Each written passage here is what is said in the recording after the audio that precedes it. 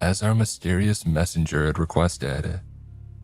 We knew nothing about the intentions of the individual or the collective behind the message. Their message had been left vague and intentionally so, which rang alarms for many.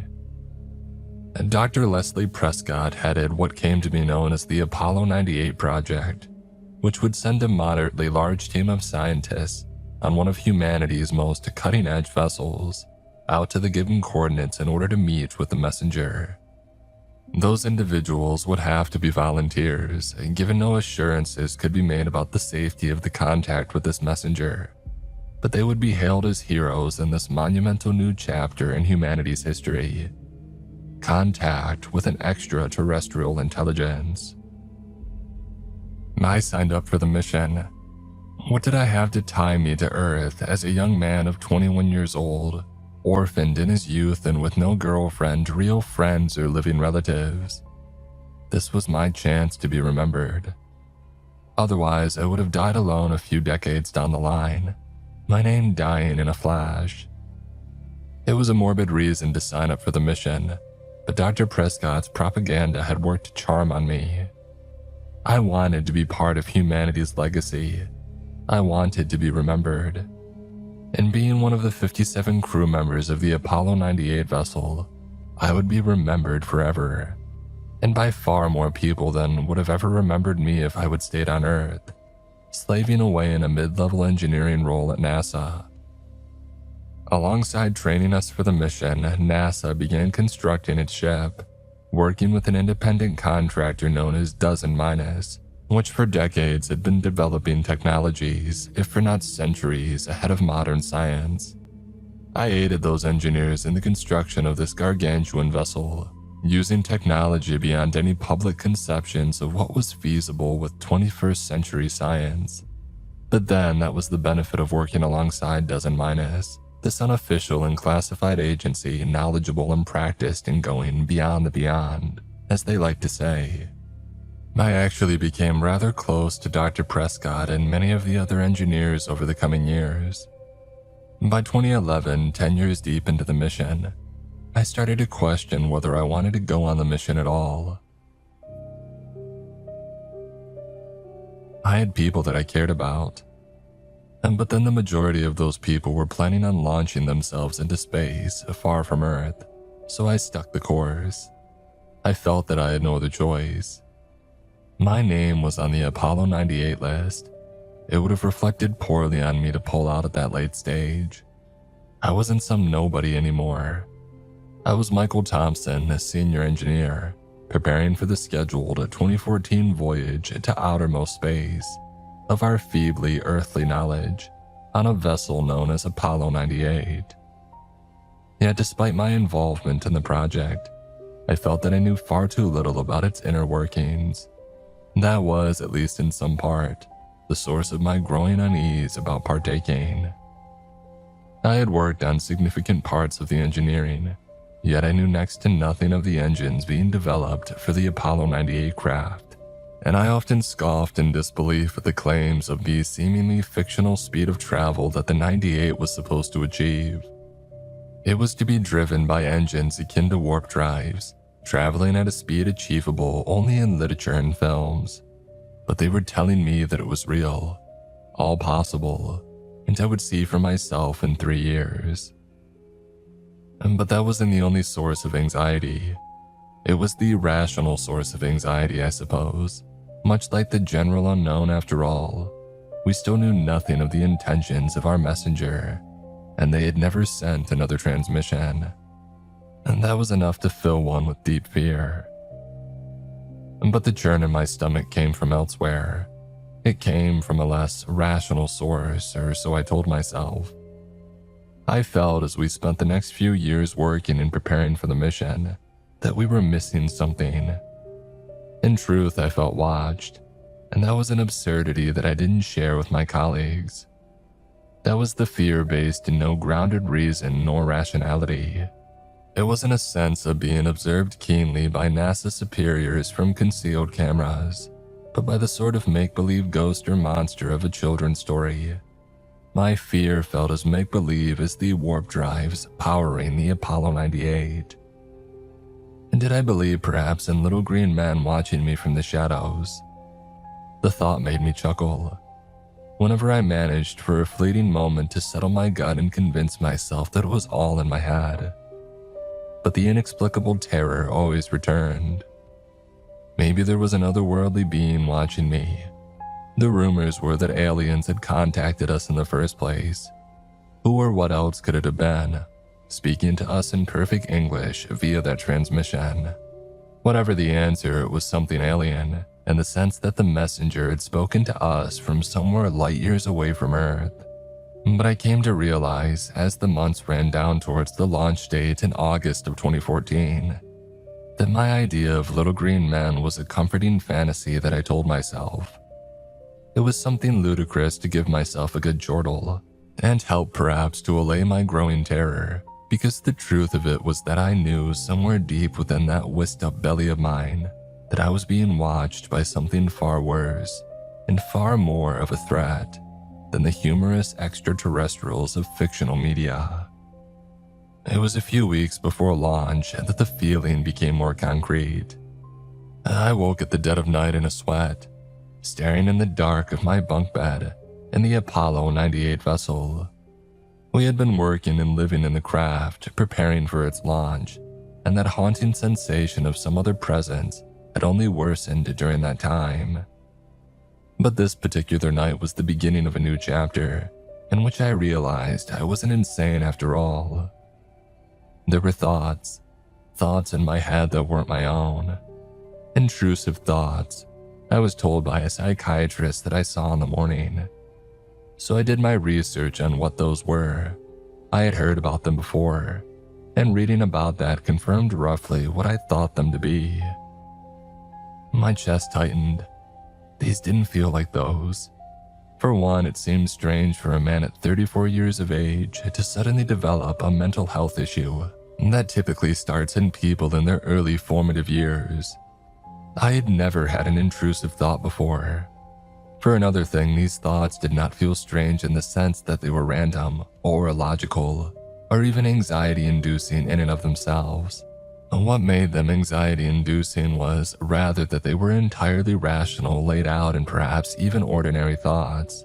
They seemed indistinguishable from my own, yet they did not originate from me.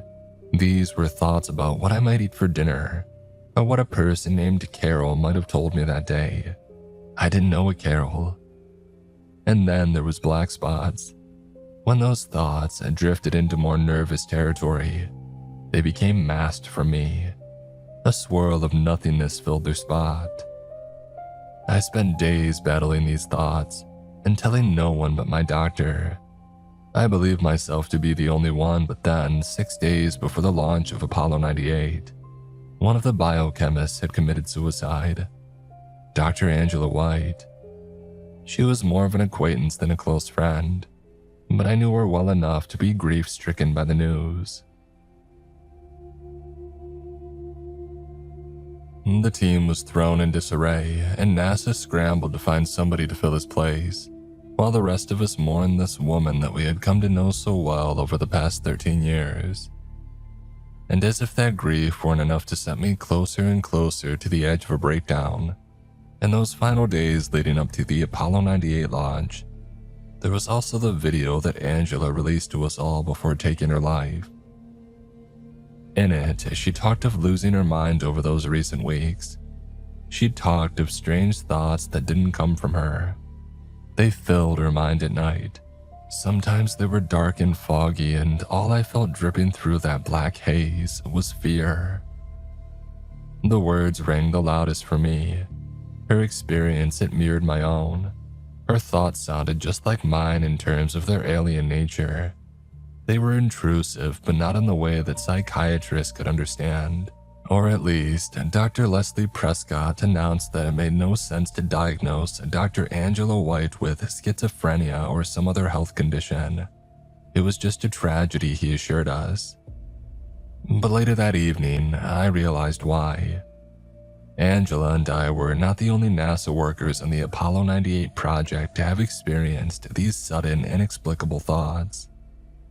In the cafeteria, several of us opened up to one another. doctors, engineers, and pilots.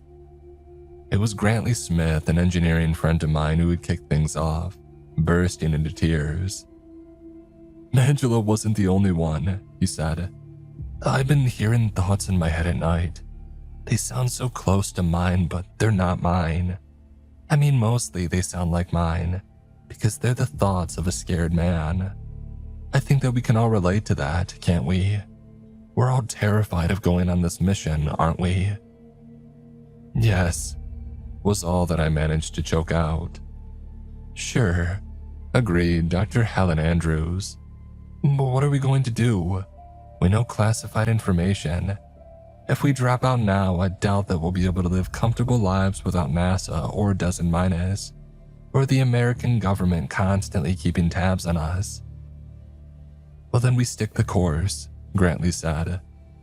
He offered me a smile, noting perhaps that I had turned quite a colorless shade. I didn't need to look in the mirror to know that much. At the very least, as those last few days on Earth had rushed by, I tried to cling desperately to the sense of camaraderie developing aboard the Apollo 98. I wasn't alone, I reminded myself. I had made friends over this past decade, and there was solidarity among us now that we had shared our experiences. There was division in terms of those who had experienced these intrusive thoughts and who hadn't, however. Dr. Prescott, who had experienced a similar, held a meeting to discuss it. 32 of the 57 Apollo 98 team members raised hands to say that they had experienced these strange thoughts, and with that, I understood why he had dismissed claims of Dr. Angela White losing her mind, or at least not through conventional means. He knew she was not alone in this. What were the odds of 32 out of 57 people in the same workplace simultaneously developing schizophrenia within the period of a few months or even weeks? We were all minds of science and minds of logic. We knew that something more than mental illness in an earthly sense was to blame for this phenomenon. And 2 days before launch, folks started talking about leaving, and then talk had turned into action. 6 workers abandoned the project. I was mustering up the courage to join them, though my talk with friends the other day about the classified information that we knew had frightened me into staying. As it turned out, there was more to fear than the powers of authority on Earth. All 6 workers returned the very next morning, with only 1 day to spare before the launch, which relieved Dr. Prescott, who hadn't been able to fill their spots aboard the vessel with so little time to spare. We were all thankful to see them back, I think, until they explained why they had returned. The 6 of them talked among themselves in the cafeteria that morning, and one of them, Dr. Kieran Henley, volunteered himself to explain. "The thoughts became noisier," he said. Dr. Prescott folded his arms but said nothing, giving Dr. Henley room to continue, so the physicist gulped and continued. "All 6 of us experienced the same thing. I went home finally feeling free of this place, and I really thought the thoughts had stopped. But then came the screaming. Inside of our heads," said Dr. Sarah Langley, tapping her temple. "It wouldn't stop, just screaming and crying, pleading. A voice was pleading with me to return to the mission." And Dr. Prescott's eyes widened. "The voice spoke directly to you." She nodded. That was a horrifying new development. We all had suspected that the voices belonged to the collective of the messenger, but this confirmed it. They were in our minds. And as much as I'm sure we all considered trying our luck, going home to wait out the screaming and pleading, we all stayed aboard the Apollo 98. I came close to leaving. I played it out in my mind. I would drive home, go to bed, and deal with the screaming, and hope for the originator of the voice to eventually give up and leave us alone. But if these beings had such power, would they really stop there? I doubted it. On August 20th, 2024, the Apollo 98 launched, despite our team's fears. It seemed worse to disobey our mysterious messengers from the stars and risk some form of retribution down on Earth than to simply venture out and see what they had wanted. We were no match for the beings that could slip into our minds, and that much was certain. It was a 5-year journey, even with dozen Minus's advanced engines powering our interstellar craft. 5 years of living and working in a large metal comprising of intersecting tunnels and residences and working stations. It was a metal village. We had our roles to keep ourselves busy, and we socialized as we might if we were living in a real village back on Earth. But even discounting the voices that plagued the heads of half the workforce, there was a growing tension in the air with the passing months and then the years. Man was not built to withstand life caged in such confines, lost to that colorless vacuum of space. Tensions flared even among those who did not hear the voices, and often they directed their ire at us. I don't begrudge them. They were as frightened as us. Perhaps they were more frightened because they couldn't hear what we could hear. At least we had some connection to our messengers out there in deep space, as hazy as tenuous as that connection might be. As the years went by, the thoughts that I heard from my own individual voice became increasingly anxious and increasingly discreet, concealing its thoughts by muddying them behind a blackness. I became convinced that this was intentional. It felt practiced. Many of the alien's thoughts became off-limits, and what little remained of his headspace was a whirring cacophony of jumbled ideas. The fear of these voices allayed some of the Apollo 98 team members. It makes them seem weak and vulnerable like us, Grantley pointed out to me one evening in the cafeteria. When I hear glimpses of my voice's worries and concerns about whether the meeting with us will go well, it reminds me that these are not gods. They're mortals like us, and they're scared. I don't know, I said. I think scared people are the most dangerous. He raised a brow. People. Most folks still called them aliens, but there had been a growing consensus among many that these were people in one form or another, and so I nodded my head. People, I reiterated.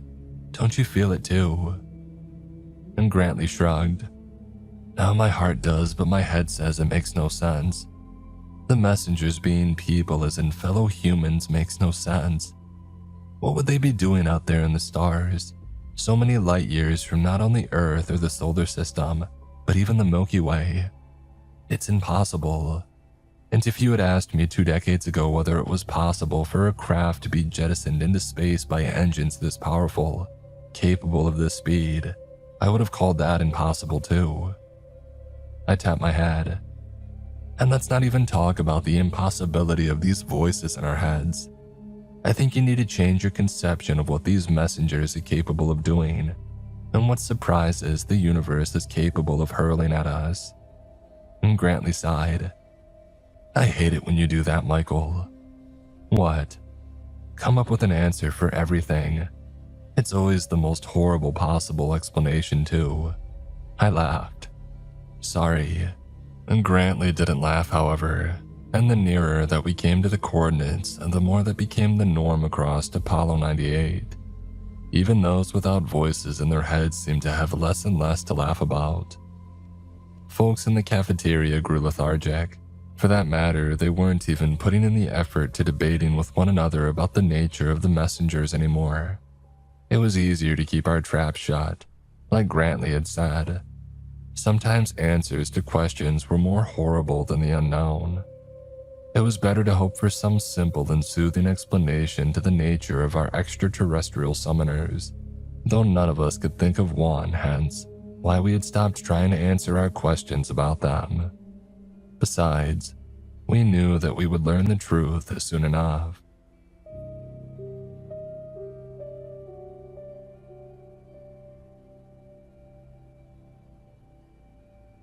And when the new year of 2024 had arrived, a somber atmosphere had filled the cafeteria.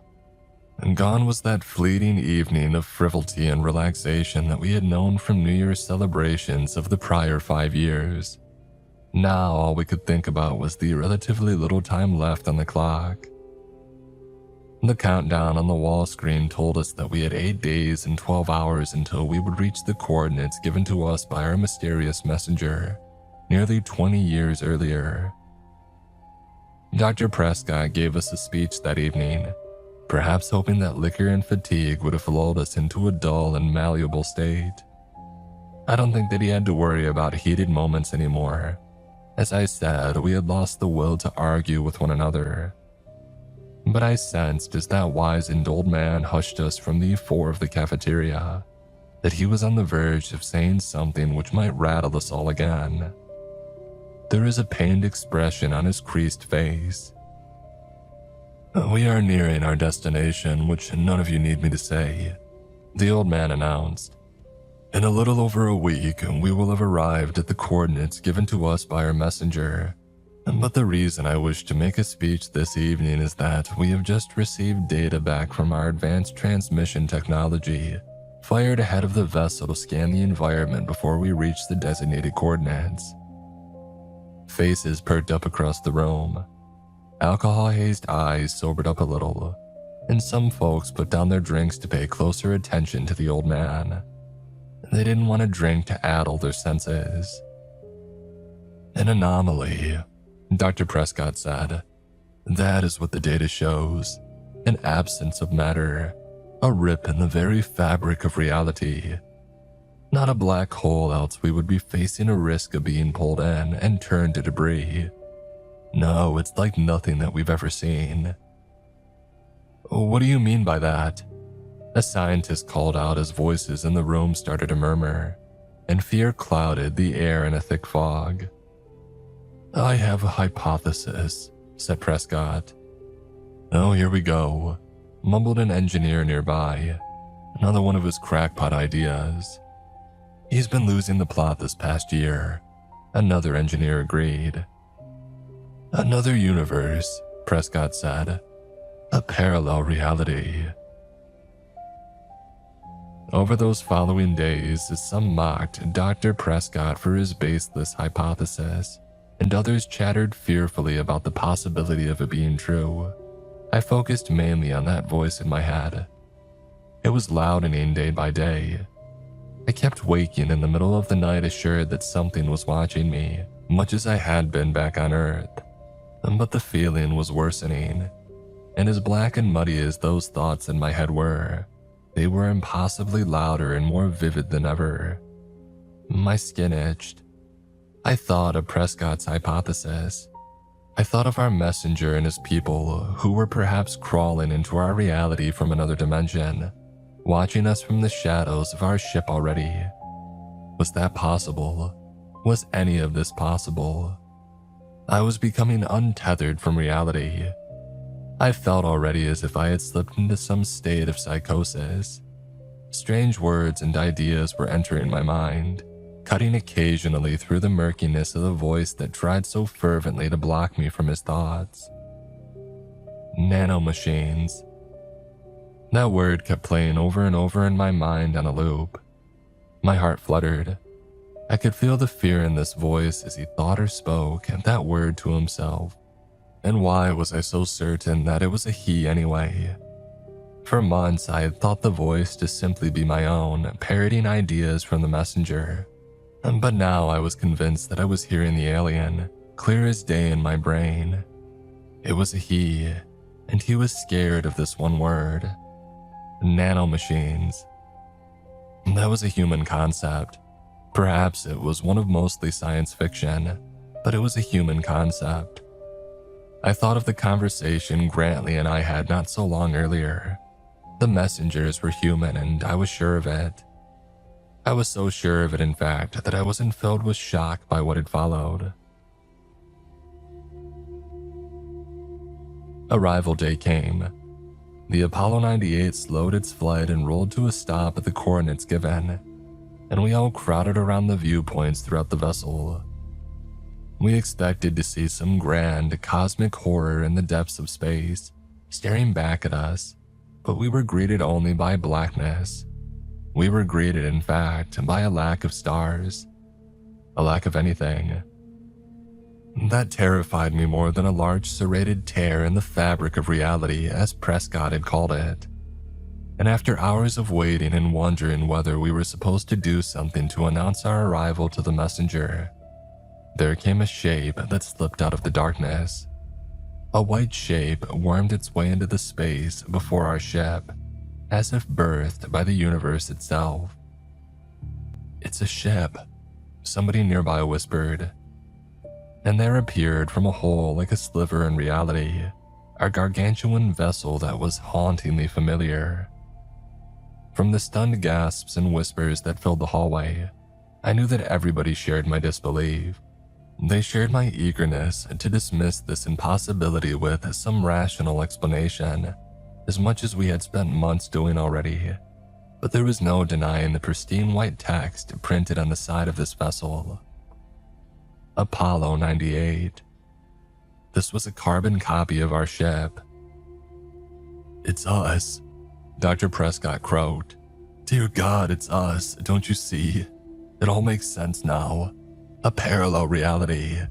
Parallel versions of us." And it did make sense. It made sense to me at least. I wondered whether I had been woefully refusing to accept the plain truth staring me in the face those many months. Of course, we had all been hearing alternate selves in our heads. Maybe those alternate selves had been watching us. Maybe their thoughts and ours were intermingling, as two alternate selves should not exist in such proximity. Maybe that explained the black fog, though I was convinced still that something was afoot. These other selves were hiding something from us. People aboard the ship argued about the absurdity of it all as the parallel Apollo 98 crawled closer to ours. And as it did, I noticed some slight differences in the craftsmanship of the vessel. It did look slightly larger than ours, and the various hull compartments seemed welded perhaps in marginally different ways. There were more of those disputing voices, of course. The 20-odd crew members who had experienced none of these intrusive thoughts, and thought the rest of us were out of our minds and let their feelings be known. But these were scientists, engineers, and doctors, intelligent people. They knew, I think, that something inexplicable was coming for us, and it had perhaps always known that, as there was no explaining the vast majority of their crew losing their minds in unison. I saw the panic in their eyes, the same as it lingered in all of our eyes. Dr. Prescott was right. Aboard this near-identical Apollo 98 would be near-identical copies of us, I was sure. There would be another me, Michael Thompson, a man who worried excessively about nanomachines, and a woman named Carol. A man so like me, yet entirely unique for me. Why did this thought terrify me so? It was a nightmare, I supposed, but there was more to it than that. It was the other Michael's fear. That was what frightened me. Floating in my mind was the question of why these alternate selves had called to us in the first place. But this seemed a foolish question in a way. Why wouldn't they call to us? If we had found this rip between realities first, we would have done the same. We would have called out to our alternate selves. There was a division aboard the ship. People either agreed or disagreed with Dr. Prescott's hypothesis, proving that seeing something with one's eyes is not always sufficient for belief. The Apollo 98 on the side of the vessel was not, for all the crew members, sufficient evidence that we were seeing a copy of our own ship. And in the same way, the voices in our heads, so like our own but not quite the same, were also not evidence of alternate selves aboard. A definite answer came when a video transmission appeared on the control room screen, and Dr. Prescott invited us all in to see the other Apollo 98, which was messaging us. He laughed jubilantly at the sight of his own face on the screen. An alternate Dr. Prescott laughed back, and several folks in the control room pointed and gasped as they saw their alternate selves looking back at them on the transmitted live feed from the other Apollo 98. We agreed to meet one another. Our two Apollo 98s joined via link bridges connecting the two airlocks, and across the parallel selves it came to our vessel. They had 68 crew members to our 57, and 32 of their crew members were identical to ours. It all lined up.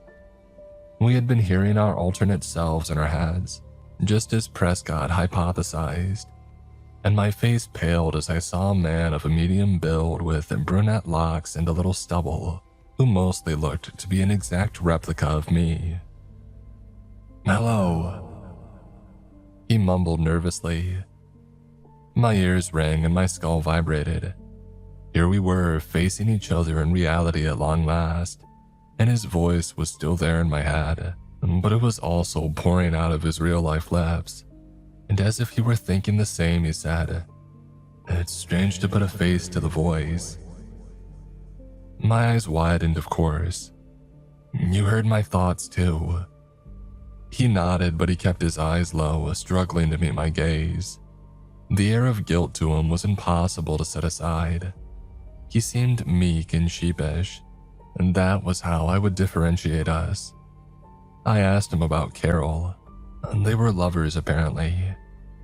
"It seems you've had a more fruitful life than mine," I said. And the sheepish look deepened. Was it all too much for him? I understood that, but I was handling it all with a sense of far more curiosity and excitement. He was different from me, I told myself, an alternate self.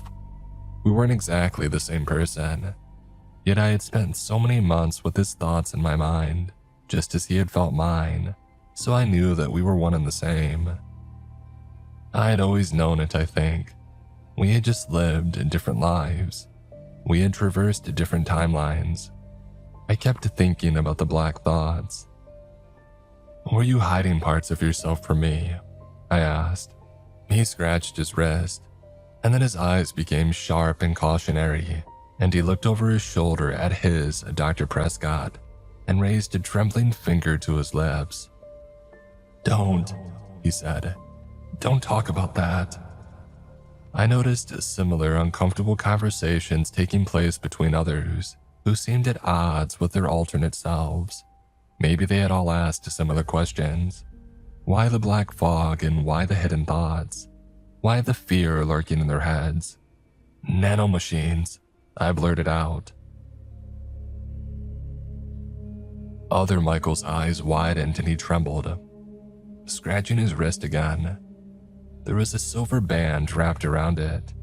I had noted similar on others from the alternate Apollo 98 vessel. "What is that?" I asked, pointing at it. "And why do you keep scratching at it?" "Nothing." But his voice betrayed him in my mind. Protection, he thought. An instinct came over me, an urge to get that wristband off him by any means necessary. I had noted that this alternate version of me had a slighter build.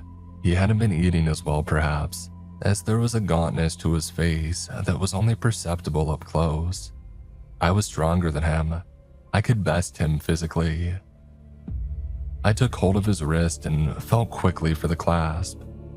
"Don't," he whispered. But he was like me, the type to freeze up when afraid rather than fighting. I had been counting on that. I unclasped the band and attached it to my wrist, and the other Michael swung a hand at me trying to take it back. But I pulled it away, stepping backwards into a table. "What is it?" I said, eyeing the band on my wrist. "What do you mean by protection?" Other Michael went pale. "You weren't supposed to hear that. Oh God, oh God." And then it started. The coughing, the heavy breathing, the clawing at his skin, but worst of all, it wasn't just other Michael. I looked around the cafeteria and saw that my fellow crew members were all doing the same. I put my hands to my head as his pain became my own. His dying thoughts flooded my brain, and I shrieked in terror as I secondhand experienced death itself. There were no tangible conscious thoughts on which to grasp. There were no words or clear ideas. There was only internal screaming, transmitted from his brain to mine, as we were tethered together in death as much as life. and I saw the other parallel selves in the room scream and clutch their temples in much the same way as me, feeling the pain of the alternate selves they were butchering with their micro machines. It was just in a sense that they should feel the agonizing torture that they had inflicted upon their other versions. To watch steel flay flesh alive in such minuscule pieces was a horror that I can't put into words, but I felt it as I watched other Michael perish. But there was no justice in experiencing his death. It wasn't like the others. I didn't ask for this. I was only pretending to be one of them. Other Michael's skin peeled away, revealing a red underlayer, and then bone, and then nothing. Nanomachines. I watched as the room filled with screaming people, clawing at their own bodies as tiny machines, unseen by the naked eye, tore them to shreds. "Thank you for this universe. Our own was dying," said Other Prescott as the Dr. Prescott that I knew started to disintegrate before him. "We will fill your places nicely, and those of you without alternate counterparts, well, you'll just have to be unfortunate casualties of a 5-year interstellar journey, I'm afraid." I didn't understand. I mean, how could I understand? I would have to ask somebody what it all meant. I would have to ask why these parallel selves had come from another reality to so violently and terrifyingly replace us by shredding us down to nothing with tiny machines. But I couldn't do that, because that would have given me away. I was supposed to be the other Michael. I was supposed to know what was going on. And so I blended in as best as I could. I kept to myself, avoiding Carol and any other friends of other Michael who would sense that I wasn't the same. I used his stolen thoughts to cover my tracks. I feigned a moral dilemma. It seemed my alternate self had been having doubts about the horrible nature of the mission, despite his own universe dying and his people needing this replacement one. And I think they bought it. I think they had seen other Michael deteriorating mentally in the months leading up to the Apollo 98's arrival. It worked well then that I was in the midst of a psychological breakdown of my own. "I won't tell a soul," I promised the onboard psychiatrist every time that he brought me in for a little chat. "I'm just struggling with—" "Well, don't," interjected the doctor. "Don't struggle, Mr. Thompson. This only works if we all wear our biggest smiles and convince the people of this reality that we're the same Apollo 98 crew members who left on the mission 5 years ago. Okay? Okay." 5 years. I spent another 5 years quietly keeping my head down and watching these technologically advanced others go about their lives and working patterns on Apollo 98. As if they hadn't just massacred their parallel selves to earn their places in this new reality. And as we neared Earth, I just had to hope their designs were purely those of survival. I had to hope they didn't have anything else in store for the humanity of our universe. I still have to hope that. We arrive home this year.